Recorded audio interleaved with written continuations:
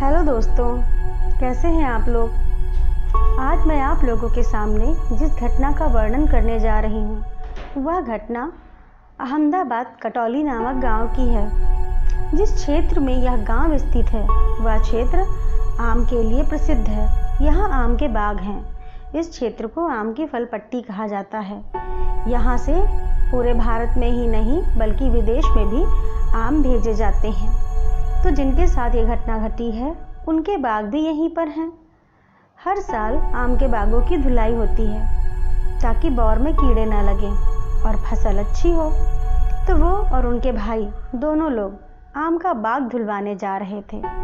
जब वो घर से बाहर निकले तो उनके छोटे भाई का 10 साल का लड़का बाहर ही खेल रहा था। तो वो भी जिद करने लगा कि मुझे भी अपने साथ ले चलो, मैं भी बाग जाऊंगा। तो उन्होंने उसको भी अपने साथ ले लिया।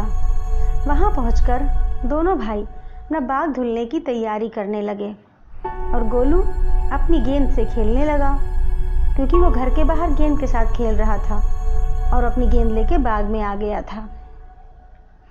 अब थोड़ी देर के बाद इन्होंने देखा कि गोलू जो है वो बांस की झाड़ियों के पास खड़ा है। उसकी गेंद शायद वहाँ चली गई थी और वो वहाँ अपनी गेंद लेने गया था। उन्होंने देखा कि गेंद गोलू के पैर के पास पड़ी है, लेकिन गोलू का ध्यान अपनी गेंद पर है ही नहीं। वो ऊपर बांस के पेड़ों को देख रहा है और देखे जा रहा है। वो पीछे से चिल्लाए, क्या हुआ बेटा? देखो गेंद तुम्हारे पैरों के पास तो पड़ी है, उठा लो। लेकिन गोलू ऐसा लगा जैसे उसने उनकी आवाज़ ही ना सुनी हो। उन्होंने फिर से उसको आवाज़ दी पर वो वैसे ही एकटक ऊपर की ओर देखता रहा। तब वो अपना काम छोड़कर उसके पास गए और उसको हिलाया। गोलू चौंक गया। गोलू ने एक बार उनकी तरफ देखा, फिर उसने ऊपर की तरफ देखा और फिर उसने ऊपर की तरफ इशारा किया। उन्होंने ऊपर देखा पर वहाँ पे कुछ भी नहीं था। उन्होंने उसकी गेंद उठाई और गोलू को गोद में उठाया और वहाँ से चल दिए। तब उन्हें महसूस हुआ कि गोलू का शरीर तप रहा है। उसके माथे को उन्होंने छुआ तो उन्हें समझ आया कि उसको बहुत तेज बुखार है। अब वो चिल्लाए। उन्होंने अपने भाई को बुलाया कि गोलू को बहुत तेज बुखार है, चलो जल्दी डॉक्टर के यहाँ चलो। सारा काम छोड़कर दोनों भाई तुरंत डॉक्टर के यहाँ गए। पूरी रास्ते गोलू बड़बड़ाता रहा, जाओ मेरे पास से जाओ, मुझसे दूर रहो, तुम बहुत गंदी हो। और दोनों भाई कुछ समझ न पाए। जब वो डॉक्टर के यहाँ पहुँचे तो डॉक्टर ने देखा उसको बहुत तेज़ बुखार था। डॉक्टर ने कहा अगर सर में चढ़ जाता तो बच्चे को बचाना मुश्किल हो जाता। मैंने दवाई दे दी है, इसका ध्यान रखिएगा और गोलू को पूरी तरह से देखभाल की ज़रूरत है, तो कोई ना कोई एक इंसान उसके साथ हमेशा रहे। तब उन्होंने कहा कि ये रास्ते भर पता नहीं क्या क्या बड़बड़ाता रहा है, डॉक्टर साहब जाओ मेरे पास से जाओ, मेरे पास ना आओ, मुझसे दूर रहो। तो डॉक्टर ने कहा कि इसको बुखार बहुत तेज़ है और बुखार में ऐसा हो जाता है कि इंसान जो है उल्टा सीधा पकने लगता है। आप चिंता ना करें, बस बच्चे का ध्यान रखें। वो लोग घर लौट आए। गोलू को घर में छोड़कर फिर वो बाग गए और अपना काम ख़त्म किया। 3 महीने के बाद की बात है कि उनको अपने खेत में पानी लगाना था, तो वो अपने खेत में पानी लगाने गए। इत्तेफाक की बात इस बार उनका अपना बेटा उनके साथ गया।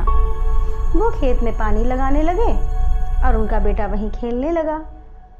अचानक खेलते खेलते वो रुक गया और अपने पापा के पास आकर बोला, पापा पापा वहाँ आग क्यों जल रही है?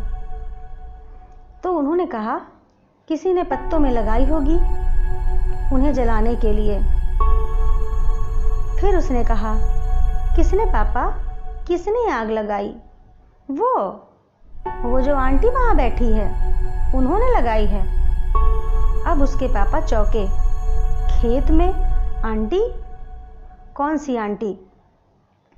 उसने कहा, अरे वो जो वहाँ जहाँ आग जल रही है उसके पास बैठी हैं, देखो तो वो अभी तक अपने काम में मगन थे, उन्होंने ध्यान नहीं दिया था, ना देखा था। जब बच्चे ने कहा देखो तो, तब वो पलटे, उन्होंने कहा बताओ कहाँ। तो उस बच्चे ने उनके उसी तरफ इशारा किया, उन्हीं बांस की झाड़ियों की तरफ। उन्होंने देखा वहाँ पे कुछ भी नहीं था। बोले, क्या बेटा अपने पापा को बुद्धू बना रहे हो? वहाँ कहाँ आग जल रही है, क्यों परेशान कर रहे हो मुझे? खेलो और मुझे अपना काम करने दो। तो उनका बेटा रुआंसा हो गया। उसने कहा, नहीं पापा, मैं आपको बुद्धू क्यों बनाऊंगा, देखो वहाँ आग जल रही है और वहाँ पे एक काली काली आंटी भी बैठी है। अब जो है उनका दिमाग ठनका, उन्हें 3 महीने पुरानी बात याद आई। उन्हें याद आया कि गोलू यहीं पे बहुत देर तक खड़ा रहा था और ऊपर की तरफ इशारा भी कर रहा था। तो उन्होंने अपने बेटे को गोद में उठाया और कहा, बेटा जब खेत में बहुत सारे पत्ते पेड़ों के गिर जाते हैं तो उनको जला दिया जाता है, अब उनका क्या किया जाए, और वो राख बन जाती है, वही खेत में मिलके खाद बन जाती है, तुम उधर ध्यान मत दो।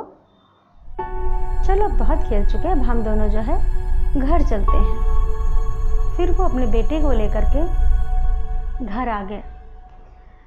घर पे आने के बाद उन्होंने ये सारी बात पंडित जी को बताई। पंडित जी ने कहा, बच्चा झूठ तो बोलेगा नहीं, कोई ना कोई बात तो है। ऐसा करो, तुम उन बांसों के जंगल को कटवा दो। तो वो डर गए। उन्होंने कहा, जो घटनाएं घटी हैं उसके बाद अगर मैं इन जंगलों को कटवाता हूँ बांस के, तो जो काटेगा उसको हानि नहीं होगी, वो परेशान नहीं हो जाएगा, हो सकता है वो अपनी जान से हाथ धो बैठे। तो उन्होंने कहा, ऐसा करो, तुम पहले उस जगह पे सुंदरकांड का पाठ रख दो, और जब सुंदरकांड का पाठ हो जाए उसके बाद उन्हें कटवा दो, और जब तक वो कटते नहीं हैं सब वहीं पे रखा रहने दो, सारा पूजा का सामान। और जब वो कट जाएं तब उस जगह पे हनुमान जी की प्रतिमा स्थापित कर दो। हनुमान जी की प्रतिमा स्थापित कर दोगे तो आराम रहेगा, तब इस तरह की घटनाएं नहीं घटेंगी। तब उन्होंने वहाँ पे सुंदरकांड का पाठ करवाया और जिससे जंगल कटवाया बांस का, उसको कुछ भी नहीं बताया, बस जंगल कटवा दिया। फिर वहाँ पे, अब वो ज़मीन भी उनकी अपनी ही थी, तो वहाँ पे उन्होंने हनुमान जी की प्रतिमा स्थापित करवा दी। तो दोस्तों, ये बात उन्होंने मुझे बताई थी, मैं आप लोगों को बता रही हूँ। आपको अच्छी लगी हो तो लाइक करिए, शेयर करिए, और ऐसी ही और घटनाओं को सुनने के लिए मेरे चैनल को सब्सक्राइब करिए। धन्यवाद।